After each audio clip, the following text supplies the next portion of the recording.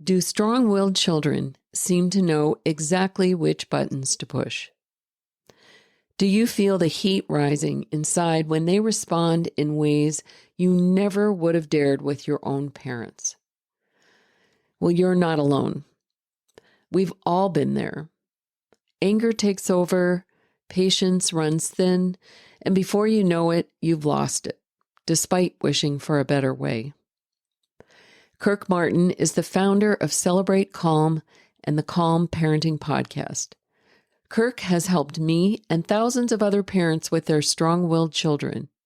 He shares transformative insights and practical strategies to help you stay cool, calm, and collected, even in the most challenging parenting moments.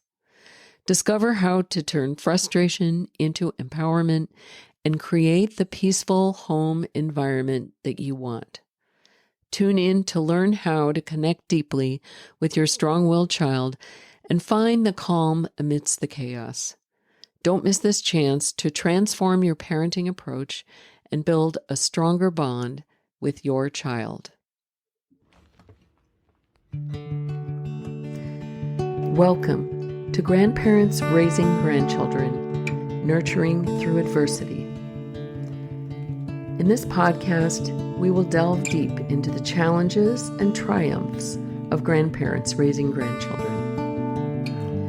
As we navigate the complexities of legal, financial, and emotional support, I invite you to join us on a journey of exploring thoughts, feelings, and beliefs surrounding this growing segment of our society. Drawing from real stories and expert advice, we will explore the nuances of child rearing for children who have experienced trauma and offer valuable resources to guide you through the intricate journey of kinship care. We'll discuss how we can change the course of history by rewriting our grandchildren's future, all within a supportive community that understands the unique joys and struggles.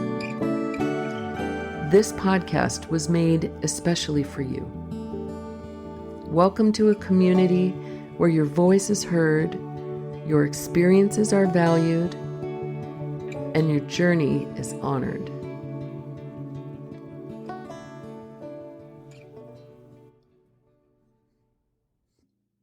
Before we dive into this episode with Kirk Martin, I want to share a personal story that probably resonates with many grandparents raising their grandchildren. In my journey, although I was seldom pushed to anger with my own children, parenting my grandchildren has been a whole different story. They came to me with no boundaries, little guidance, and one had been diagnosed with defiance disorder. I was stretched to my limits, and I love and care for these kids deeply and wanted to avoid losing my temper and saying things I'd regret. I also had a strong desire to break generational patterns of behavior because these kids are, after all, part of my legacy.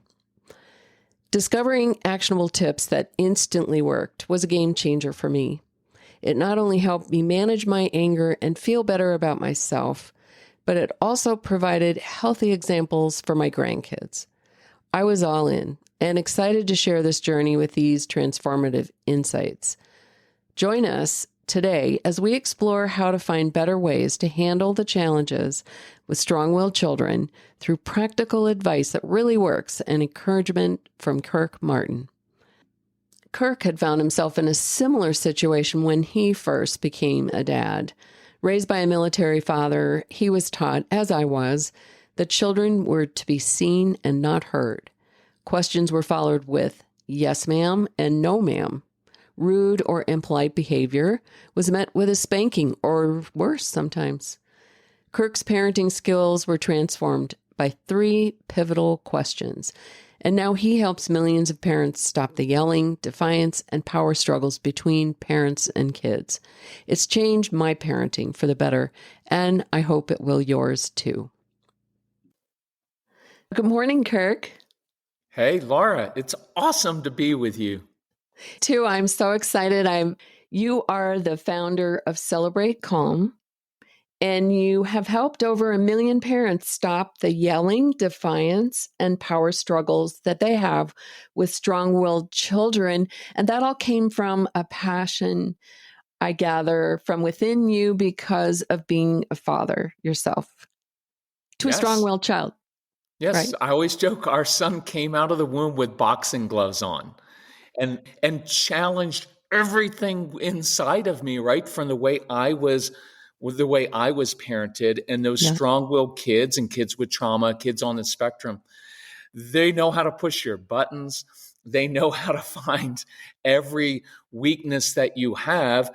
And so we'll get into this, but what I learned is if instead of fighting that and trying to change the child, you really lean into that, man, it will change you as a person, even if you don't want to be changed, because I didn't want to be. So that's kind of how it started to happen was our son.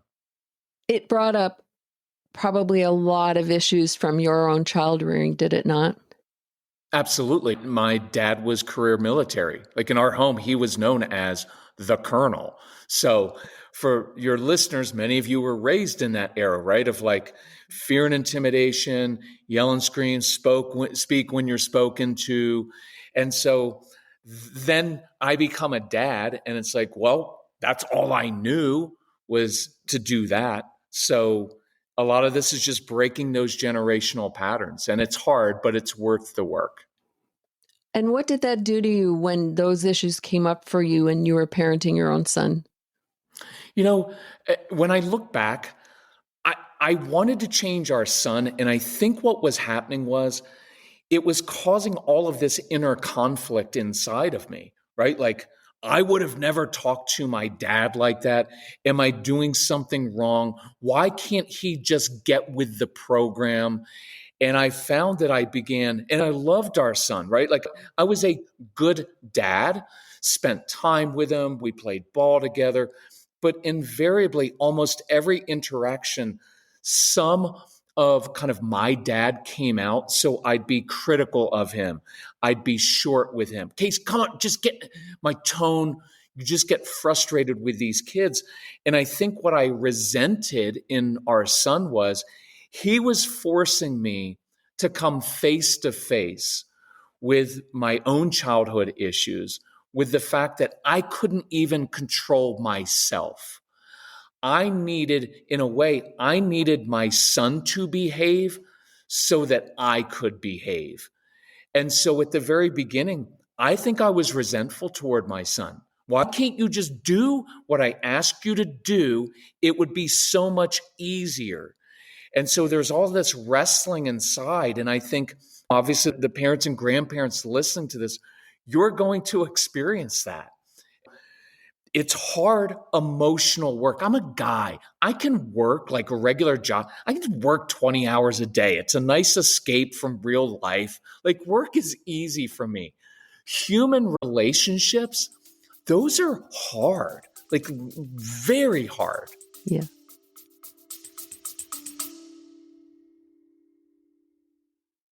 I recently received an email from a listener named Laurel. At 61, Laurel and her husband, who's navigating his own health challenges, are now raising their grandson after a series of unimaginable losses. In 2022, they lost their son to a fentanyl overdose. Then just a year ago, they lost their daughter the same way. The morning after, they'd stayed up late together planning her son's 3rd birthday party. Laurel told me that she lives one day at a time. She's dealing with the financial strain of using her 401k to survive, the physical toll of caregiving, and the emotional weight of what ifs. But she also said something that I want everyone listening to hear. She said that just telling her story to people who can relate is refreshing. That's exactly why we do this. Whether you're navigating addiction in your family, raising a grandchild you didn't expect to be raising, or just trying to find your footing after a loss, we need to hear your story. There's always someone else out there who needs to hear that they aren't the only one. Your experience is a lifeline for someone else. So if you have a story to share, or if you're looking for that community Laurel found, please join our Facebook group or sign up for our newsletter on our website at grandparents-raising-grandchildren.org. Let's keep relating and let's make sure no one walks this path in silence. Thank you, Laurel, for your courage to share your story with others. Obviously, that made you become more critical of yourself and had to have inspired the work that you're doing now. Oh, absolutely. It's foundational to everything because it was first my transformation as a dad. It was coming to understand these kids who are different. And if we do a large, big bucket, it would be you have your kids who generally are just more compliant and easy to raise. Mm-hmm. And then many of you have, if you're listening to this podcast, you probably have a strong-willed child, a child who is like, they just want to do the opposite all the time. They want to touch the hot stove. They want to figure it out for themselves. And so there was a deep level of acceptance of, I didn't get the easy kid. I wanted the easy kid. And I had to grieve that I didn't get the kid that I wanted. I wanted the kid who we would play catch and he'd say, Dad, thanks for playing catch with me. What do you want me to do now, Dad? And I didn't get that son. It was putting his shoes on was difficult. Home where everything was kind of different. So understanding that these kids are who they are is foundational to all of this. But I have to believe, and I know that this has been the same for me, that it brought out the best in you. What tools did you use to change your approach of parenting? Two things. I think one, your point of, I am a different human being today precisely because our son was so challenging. I leaned into it. It changed me. It made me more patient, made me see people in a different way.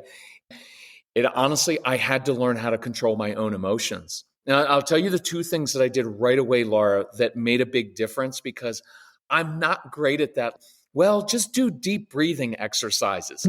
It didn't work for me. I would hyperventilate, want to yell more, right? Or like, it's like we tell our kids, like, punch a pillow. It's like punching a pillow is not satisfying.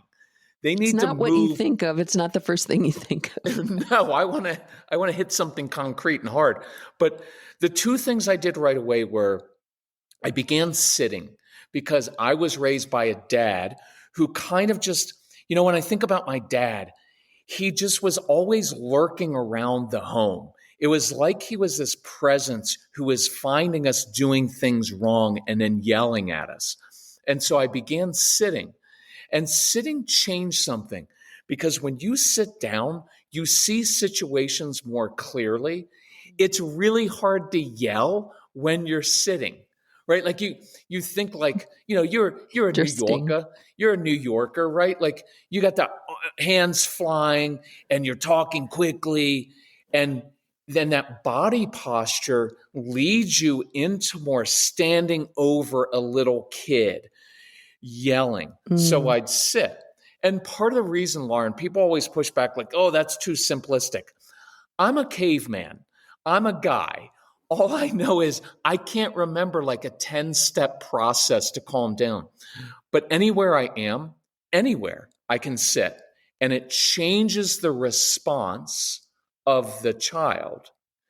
You can picture this. If I'm a guy and I come up to another guy and we're both standing with our hands on our hips, squared off, well, a fight's about to happen. Yeah. If I sit down, I diffuse that situation. Yeah. So sitting is really important.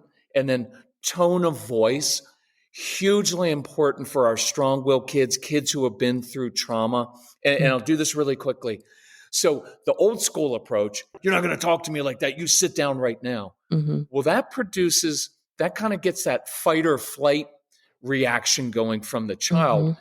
And the strong-willed child hears two things. One is, oh, if you want to go fight or flight, oh, I'm all in. Ratchet it up. And that is also stimulating their brain. And they're finding it is brain intensity. And so it triggers them that way. And what they know is when my son heard me start to get visibly, or he saw me getting visibly irritated, and he could hear my tone getting like this, what he knew is if I just push your buttons a little bit right now, Dad, you're going to lose it. And see, once I lose control of my own self and my voice, the child's in complete control. So I know the grandparents listening will recoil at this like I have, is our modern parents have gone all the way to the other extreme. And now they talk to their children in a question mark and they ask them things. You're like, that doesn't work either, because that creates a lot of instability in the child. And you're almost asking the child's permission. What we teach and what we try to model is even matter-of-fact tone. This kind of business-like tone says, I'm not moved by anything. Your behavior does not change my behavior. You can be in that mood, not going to change my mood.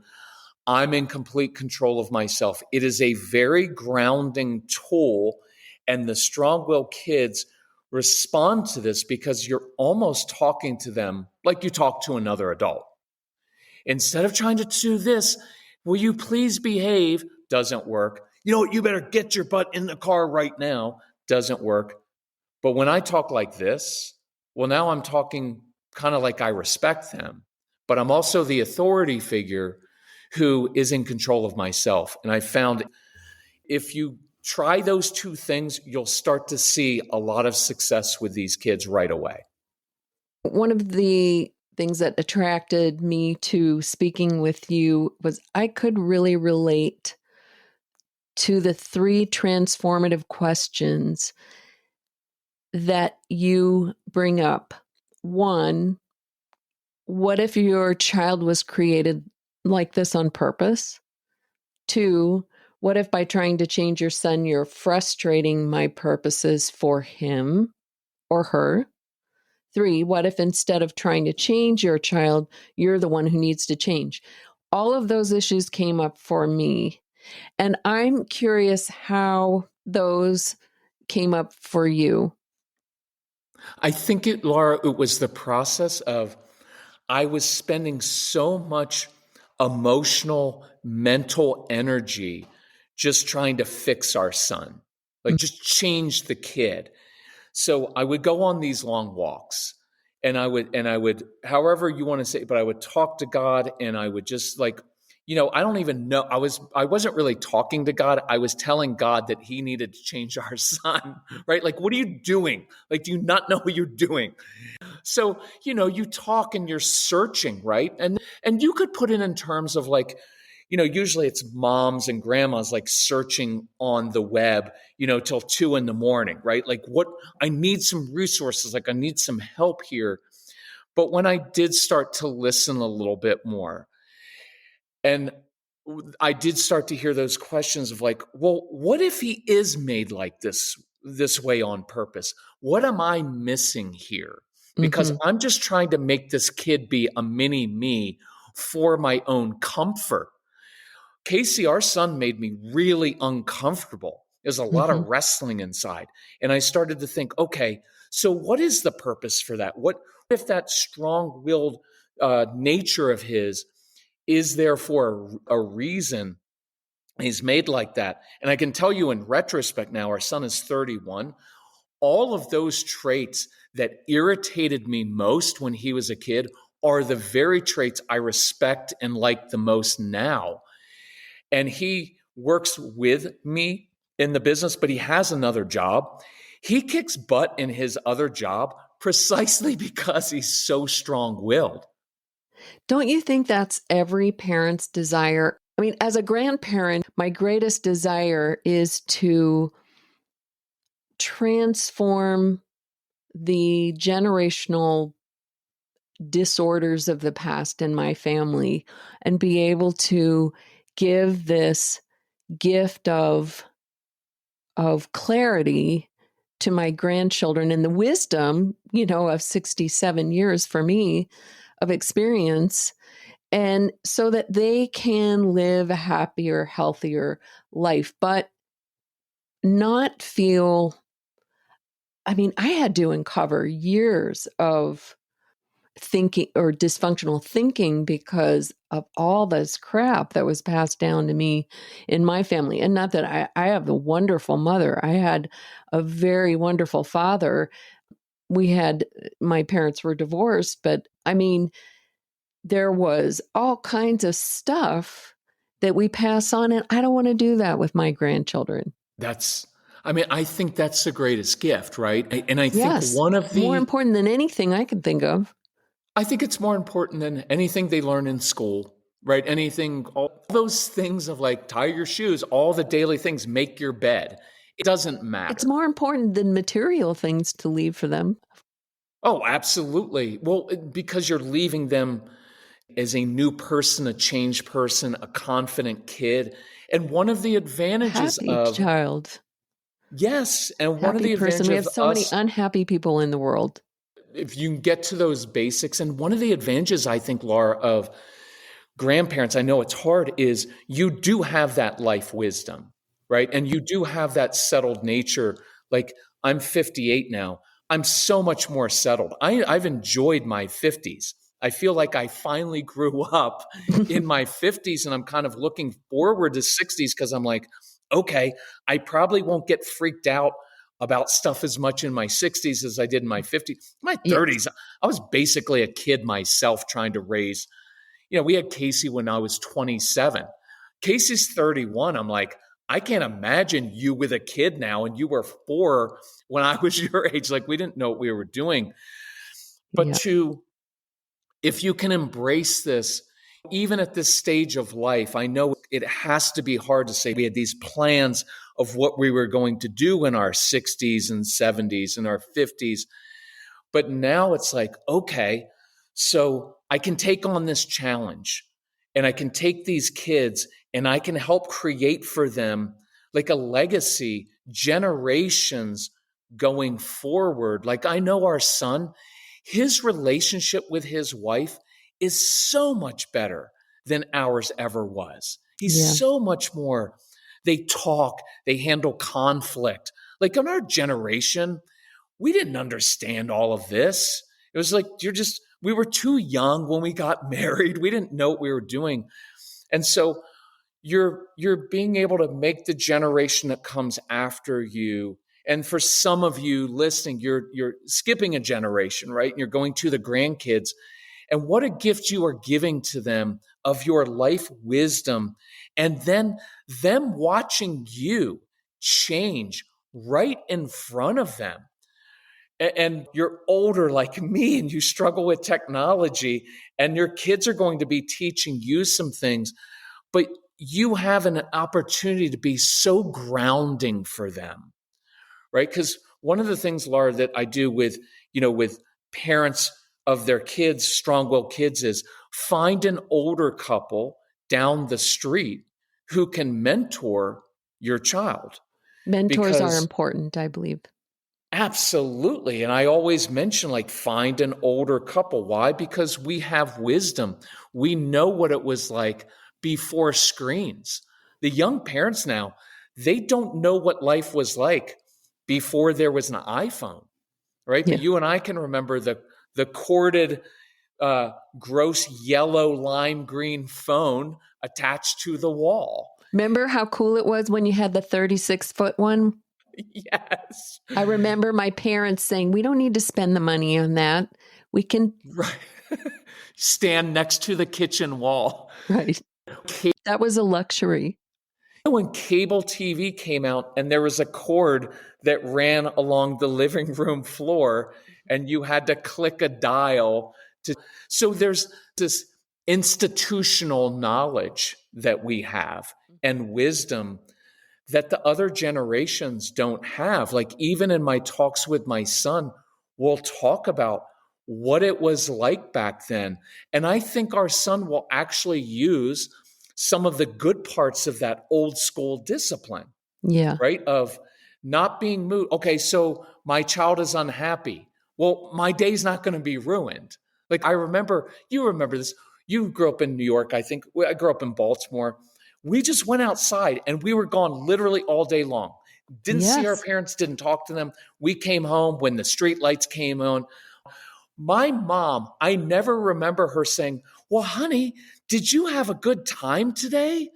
She didn't ask.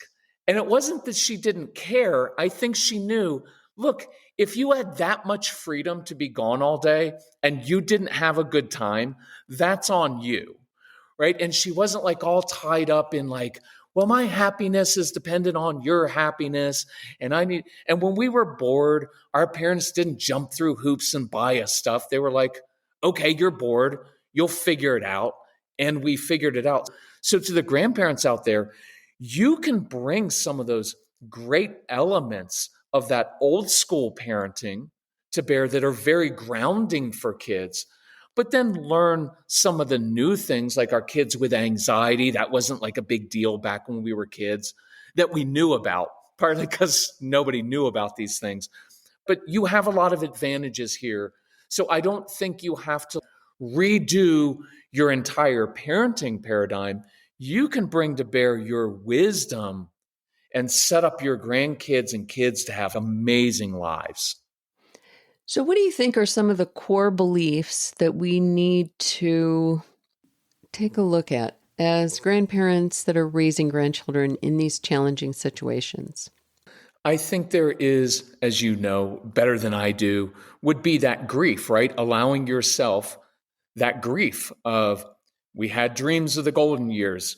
We raised our kids well, and now I have my own child that has struggled with addiction or past or all those things. So you have to allow yourself to grieve that, allow yourself, at times, I know this may not sound right, but, allow at times, do allow yourself to have a pity party once in a while.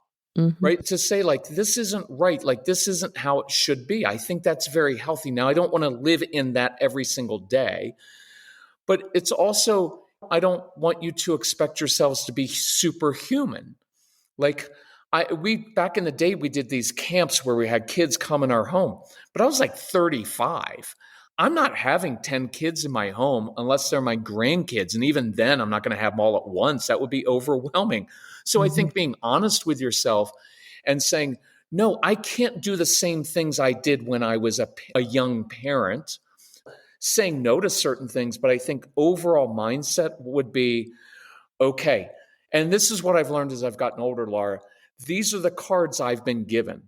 Stop spending all that time on, well, if then, don't go into the guilt. Well, maybe if I would have raised my child differently, this wouldn't be happening to me.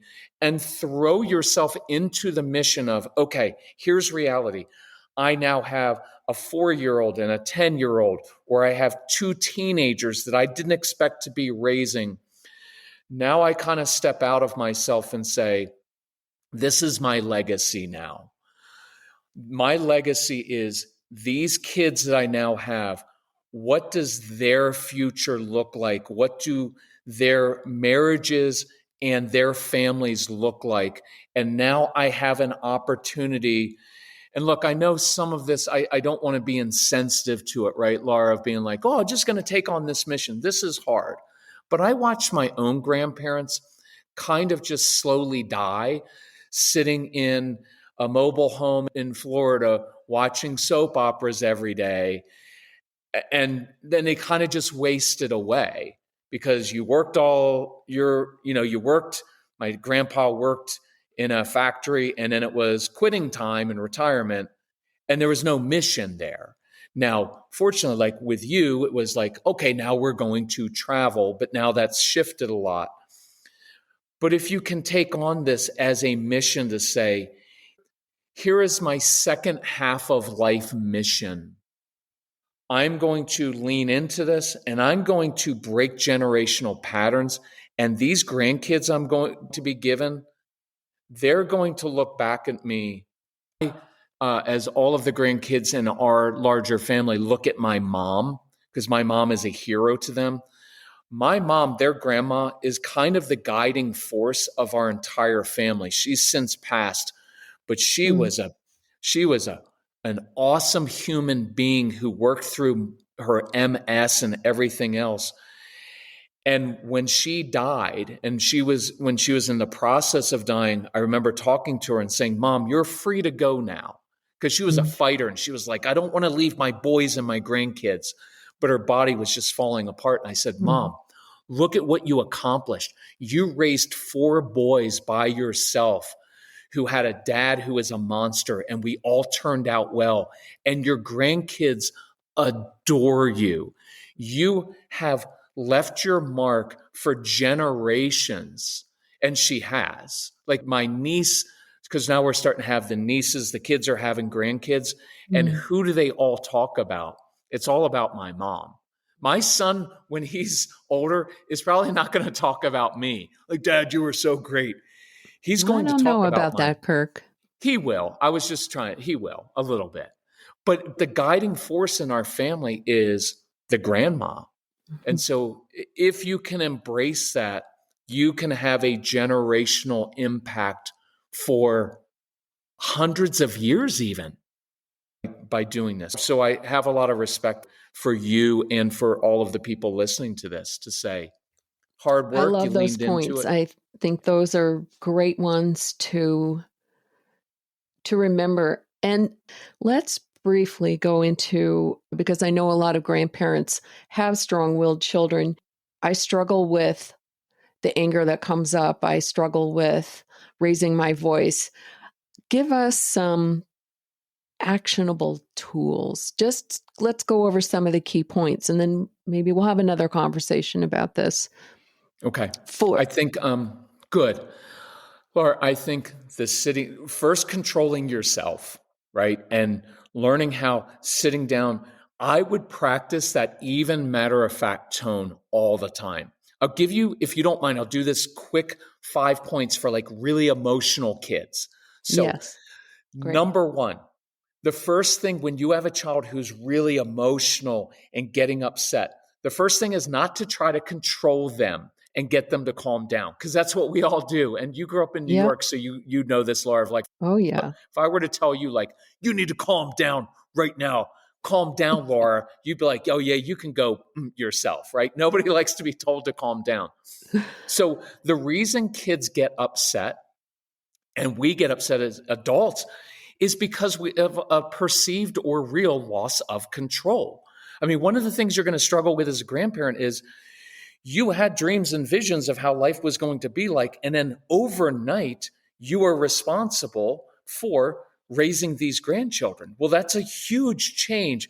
And so the first thing I do with an upset child is I try to give them something they're actually in control of. So instead of, hey, you need to calm down, it is, oh, you know what? I could really use your help.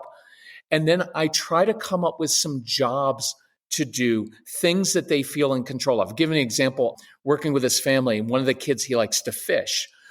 So when he gets upset, his dad will say, oh, I just remembered, on Saturday, we're going fishing. Could you go to the garage and organize the fishing lures? See, the process of organizing those fishing lures, it's completely within my control. One of the best tools, number 2, and I'll tie this all together. So give them something they're in control of. Number 2, we've done this. Control yourself. In that moment, try not to react, try not to yell. Sometimes I sit. You know what? Sometimes, but even matter of fact tone. Third thing, motion changes emotion. When kids get upset, one of the most calming tools is to give them a mission or a job to do. Not a chore like go make your bed, but a mission of some kind using movement, because these kids are very strong-willed. They're physical, and just saying, oh, go sit in time out, honey. Yeah, that's not happening. And you can't talk kids into being calm. A lot of words makes them more upset. So let me give you a couple of them. Hey, I can tell you're frustrated right now. Listen, I'm going to go grab football. If you want to come outside and play catch, I'll help you with whatever you're struggling with. If they're little kids and they love to build with Legos, I can tell you're frustrated. Listen, I'd love to help you build that spaceship you wanted to build, because there's doing something tactile with their hands is calming. You know a cool one, Laura? Sitting and coloring. We did this as kids. So look, you're a grandparent. And if you don't have as much energy and you can't go out and like run around with these kids much, I'll give you two. One is coloring.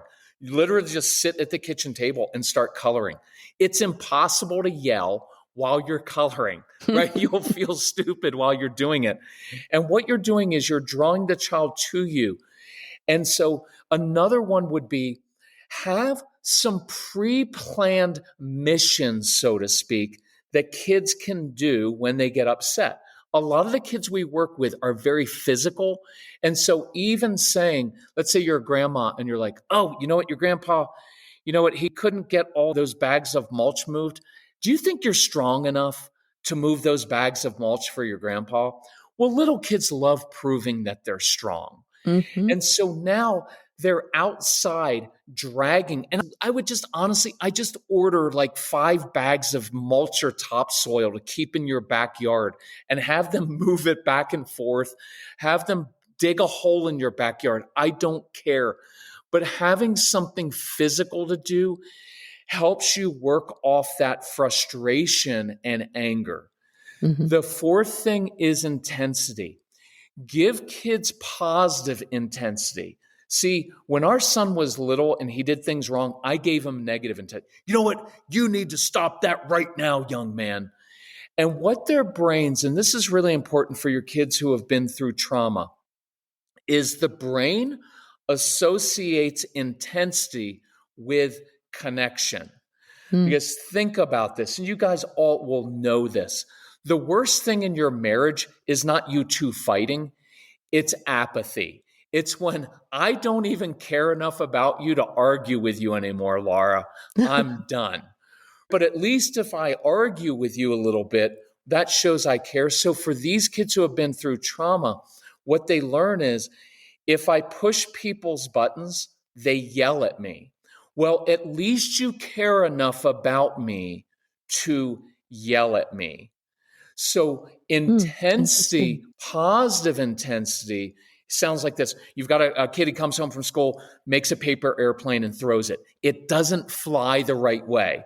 Now, look, when you and I were kids, we'd pick that airplane up and we'd redo it. No big deal. The kids today are going to crumple up the airplane. Stupid airplane. This is dumb. I'm stupid. And as a grandparent, you're like, where's this coming from? It's just a stupid airplane, no big deal. But I don't want to walk in the room and say, oh, honey, that was a really good airplane. Because your child's going to be like, duh, grandma, grandpa. If it were a good airplane, it would have flown right. So instead, and I know this is different with this generation, I come and say, you know what? If I were you, I'd be frustrated too. You put a lot of time into making that airplane. It didn't fly right. That's disappointing. I'd be frustrated too.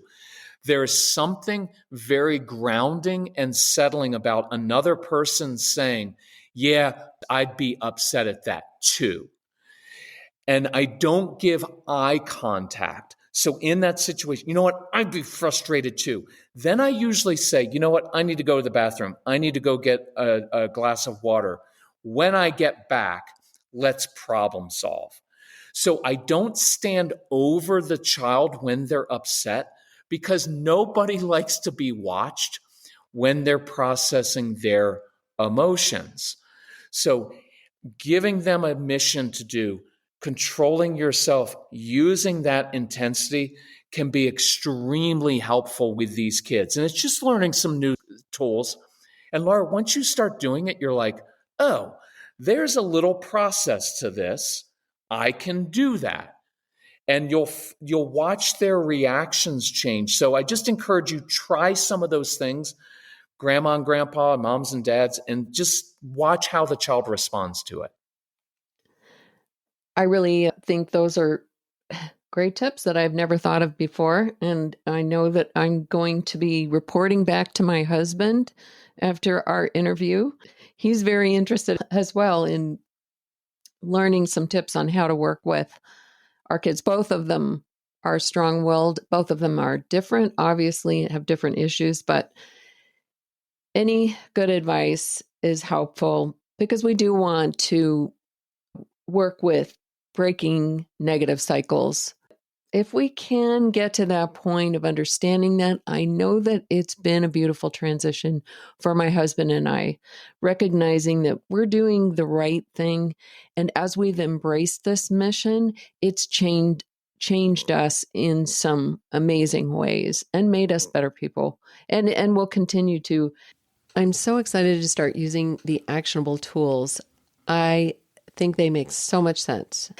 Well, Kirk, why don't you tell our listeners where they can find out more information about your programs, and let's invite maybe others to share their stories and experiences maybe for our next conversation. Yeah, that would be awesome. Well, if you're interested, our website is celebratecalm.com. And then our podcast is the Calm Parenting Podcast. And if you just Google or search that, you'll find us. And the one thing I'd like to say, Laura, is if you are a grandparent, on our website, you will find our email address. Just email us. We'll help and say, hey, we're grandparents raising our kids, and we will move you to first of the line and tell us you found us through Laura, and we'll help you with stuff, because I know this is really, really hard work. So just email us. We're friendly, good people, and you'll either hear back from me or our strong-willed son, and he'll actually be really nice to you, even if he wasn't nice to us. He was very nice to me. I'm going to look forward to sharing with you the results that I get from some of the tools that you've given us today. Thank you, Kirk. Awesome. Laura, you're awesome. Thank you for doing this work. My pleasure.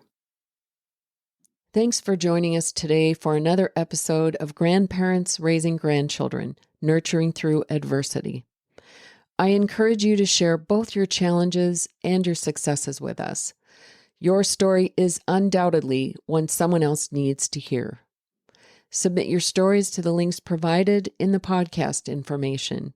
Your contributions will enrich upcoming conversations, creating a more supportive community in which we can learn and grow together.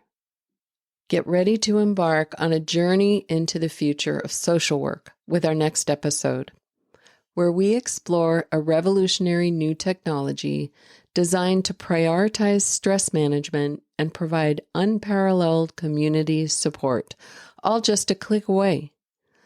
Imagine a world where a holistic approach to well-being is not just a concept, but a reality.